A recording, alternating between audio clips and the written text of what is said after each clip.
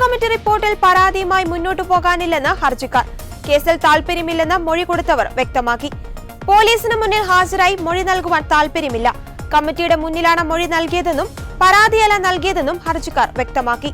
തുടർന്ന് താൽപര്യമില്ലാത്തവരുടെ മൊഴിയെടുക്കുവാൻ നിർബന്ധിക്കേണ്ടതില്ലെന്ന് കോടതി അറിയിച്ചു.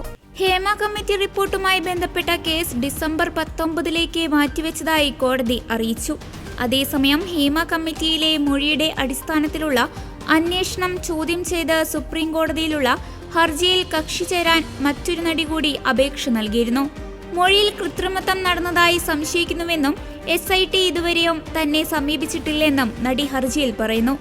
നേരത്തെ നടി മാല പാർവതിയും ഹേമ കമ്മിറ്റി അന്വേഷണത്തിനെതിരെ കോടതിയെ സമീപിച്ചിരുന്നു.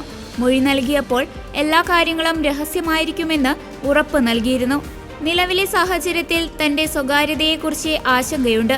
ഹേമ കമ്മിറ്റിയുടെ നടപടികൾ പരിപൂർണതയിൽ എത്തണമെന്നാണ് ആഗ്രഹമെന്നും നടി വ്യക്തമാക്കുന്നു. അഭിഭാഷക ലക്ഷ്മി N കൈമളാണ് നടിക്കായി ഹർജി ഫയൽ ചെയ്തത്. അതേസമയം സംസ്ഥാന വനിതാ കമ്മീഷൻ നൽകിയ സത്യവാങ്മൂലത്തിൽ ഹേമ കമ്മിറ്റിക്ക് ലഭിച്ച മൊഴികളുടെ അടിസ്ഥാനത്തിൽ കേസെടുക്കാൻ പ്രാഥമിക അന്വേഷണം ആവശ്യമില്ലെന്ന് വ്യക്തമാക്കുന്നു. SIT അന്വേഷണം സുപ്രീം കോടതി റദ്ദാക്കിയാൽ പല ഇരകളുടെയും മൗലിക അവകാശം ലംഘിക്കപ്പെടുമെന്നും കമ്മീഷൻ കോടതിയെ അറിയിച്ചു.